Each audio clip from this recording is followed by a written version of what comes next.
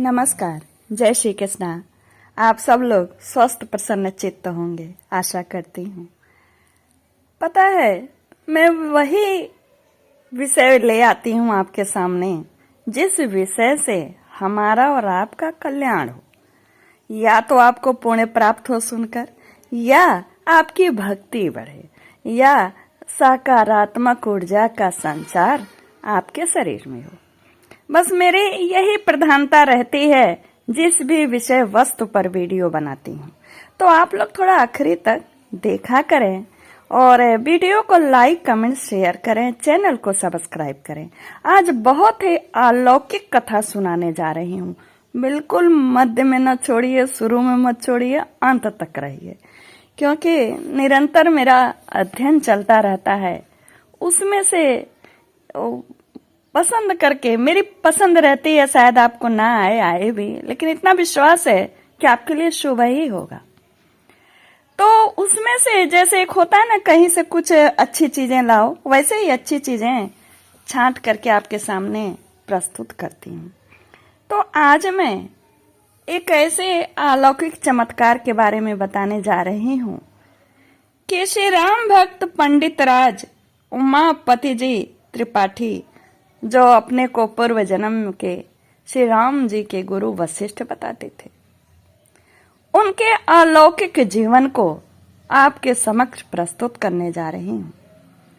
गोस्वामी तुलसीदास जी श्री रामचरितमानस में हर चौपाई में यही कहते हैं, राम गाइए, राम गाइए, राम ही गाइए, राम ही भजिए। कहीं अगर अच्छे से आप श्री रामचरितमानस की चौपाइयों का समझ से अध्ययन करें तो आप यही पाएंगे, हर जगह से गोस्वामी तुलसीदास जी ने राम की ही महत्ता गाई है। और आज मैं उन्हीं राम और उन्हीं राम के कलयुगी गुरु की कथा सुनाने जा रही हूँ। आइए सुनिए। ये जो है इतिहास के मध्यकाल के अंतिम चरण के समय की बात है। उस समय परम पवित्र पुण्य सलीला भगवती सरयू के तट पर श्री अवध क्षेत्र में एक ऐसे परम भगवत भक्त, अप्रतिम संत, अनुपम विद्वान और महान विरक्त का दर्शन प्राप्त हुआ है, जिनके स्मरण मात्र से वाणी वैदिक हो जाती है। देखिए, यहाँ पुण्यवर्धक ही मैं लेके आई हूँ विषय, जिनके सुनने से और कहने से वाणी जो है, स्मरण मात्र से वाणी वैदिक हो जाती है। और ये इनका नाम था पंडित राज उमापति महापंडित जी। ये प्रकांड विद्वान थे। काशी में वे विद्या अध्ययन किया था। पांडित्य और राजकीय ऐश्वर्य तो महाराज इनके चरणों में नतमस्तक थे, लेकिन इन्होंने हमेशा की तरह संन्यास वृत्ति का ही परिचय दिया। वे उनके प्रति सदा अनासक्त ही रहते थे। और ये उमापति महाराज जी त्याग की मूर्ति थे। विंध्यवासिनी का साक्षात दर्शन उन्होंने कुछ दिन विंध्याचल में भी बिताए। महामाया ने अत्यंत कृपा पूर्वक उनको अपने प्रत्यक्ष दर्शन से सम्मानित किया था।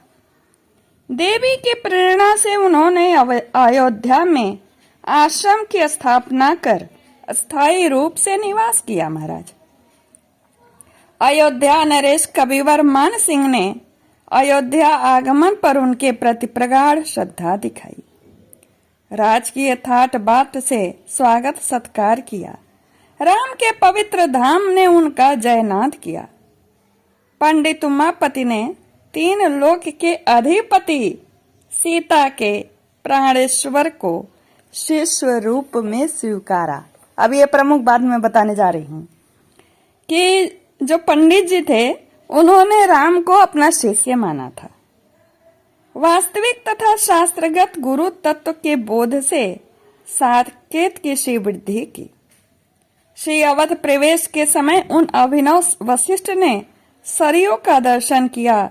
पतित पावनी साकेत विहारणी के तट पर महाकवि ने कनक भवन में विहार करने वाले राम और श्री जानकी की कुशल क्षेम की प्रार्थना की। कवि ने सरयू तट की पवित्र रज मस्तक पर धारण करके, हे माते, कहते हैं, हे माते, आपके करदम के स्पर्श से ईश्वर में आस्था न रखने वाले नास्तिक पापी मनुष्य की बुद्धि भी मल रहित होकर पवित्र हो जाती है और वे पाप मुक्ति होकर पुण्य तेज से संपन्न इंद्र को भी भयापन्न कर स्वर्ग में आनंद प्राप्त करते हैं। ये तो रही इनके ऐश्वर्य का वर्णन। अब मैं करती हूँ इनके अलौकिक चमत्कार का वर्णन। ये थे बड़े स्नेही राम के महाराज और ये अपने आप को मानते थे वशिष्ठ के गुरु। ठीक है, वशिष्ठ मानकर अपनी पूर्णमयी कृपा दृष्टि से राघवेंद्र को अभिमंत्रित करना ही इनका नित्य जीवन कृत्य था और वे उनसे स्नेह करते थे। यानी रोज राघवेंद्र ने राम को आशीर्वाद देते मंत्र के द्वारा।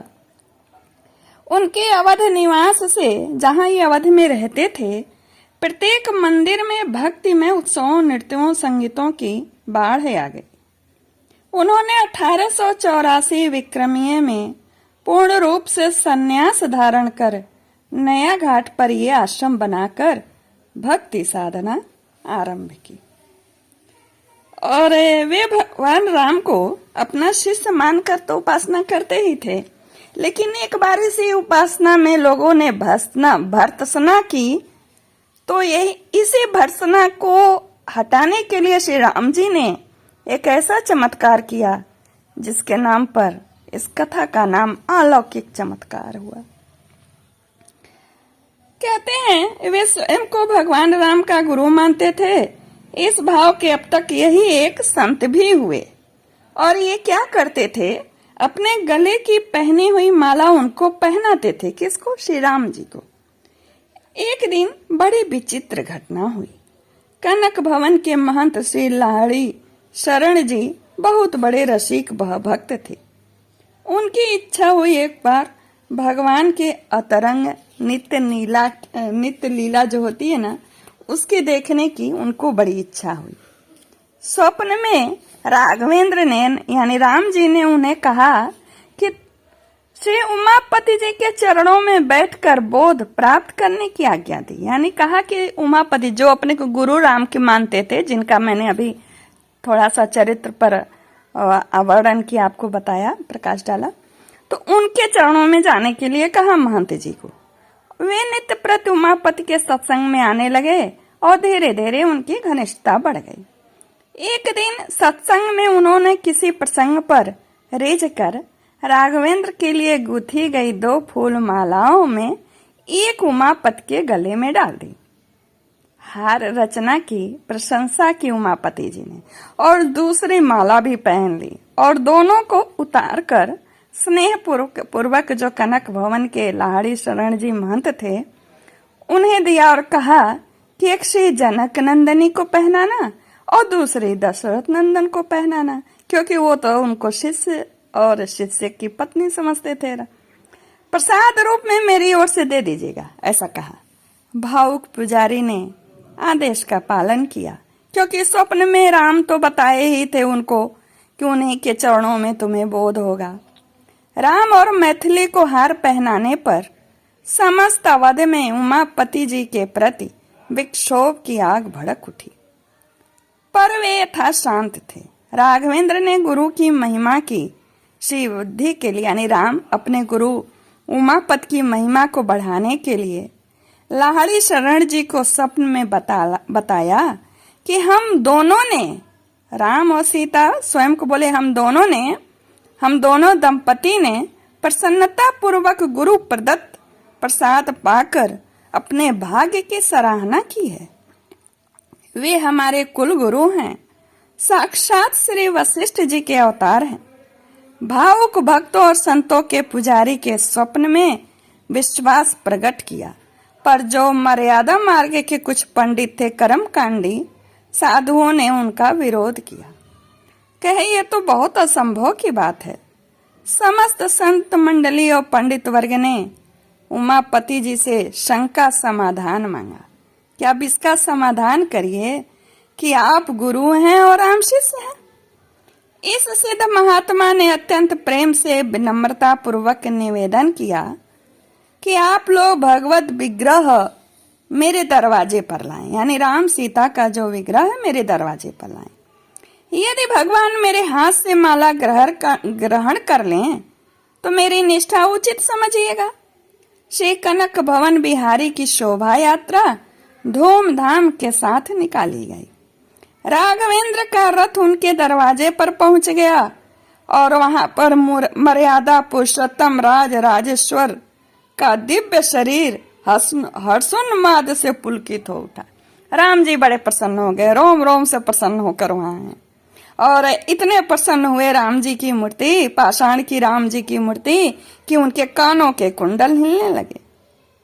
नवश्याम घन कांति संपन्न राम ने श्रद्धा पूर्वक अभिवादन किया उमापति जी का। और जो भक्त समझिए या गुरु जो माला लिए वे खड़े रहे, भगवान ख्याल न करें, ऐसा हो ही नहीं सकता। भगवान के तो भक्त हैं लेकिन वो अपने को गुरु समझते हैं, तो राम जी उन्हें गुरु स्वरूप में स्वीकार किया। सबसे बड़ी बात तो यह थी कि भक्त ने भगवान को शिष्य भी तो माना था। गुरु का अपमान भगवान से हो ऐसा हो नहीं सकता, यानी एक तो भक्त ऊपर से गुरु। दशरथ नंदन का मस्तक नीचे झुक गया। राम की चिन्मय प्रतिमा ने हाथ जोड़कर प्रणाम किया और माला लेकर के गले में डाल ली। अयोध्या नगरी परम भागवत उमापति ऐसे भक्त राज की उपस्थिति से कृतार्थ होती। महाराज संतों ने पंडित राज का स्तवन किया। भगवती मिथिलेश नंदिनी के चरण कमलों में उनकी अपार निष्ठा थी। एक बार कुछ संत आए, उन्होंने कार्तिक मास में कटहल मांगा। पंडित राज ने संपत्ति स्वरूपा जानकी का स्मरण किया और भंडार कटहल से परिपूर्ण हो उठा। एक बार घर में चूड़ी पहनाने वाली आई तो घर में 2 ही स्त्रियां नहीं 3 थीं, तीनों के पहनाई। बाद में पता चला तीसरी तो स्त्री जो थी वही जानकी जी स्वयं थी। कितनी इनकी भक्तिपूर्ण भावना थी। इनका सामाजिक जीवन, इनके आश्रम में भोजन, वस्त्र सहित सहस्त्रों छात्र शिक्षा पाते थे भगवान। इस तरह मैंने एक श्री राम जी के गुरु की कथा मैंने आपको सुनाई और कथा, इनका चरित्र तो बहुत बड़ा है, उसमें से संक्षिप्त करके ये भाग मैंने आपको सुनाया। अच्छी लगी हो तो लाइक कर दीजिएगा। नमस्कार, जय श्री कृष्णा। अगर यहाँ तक सुने हो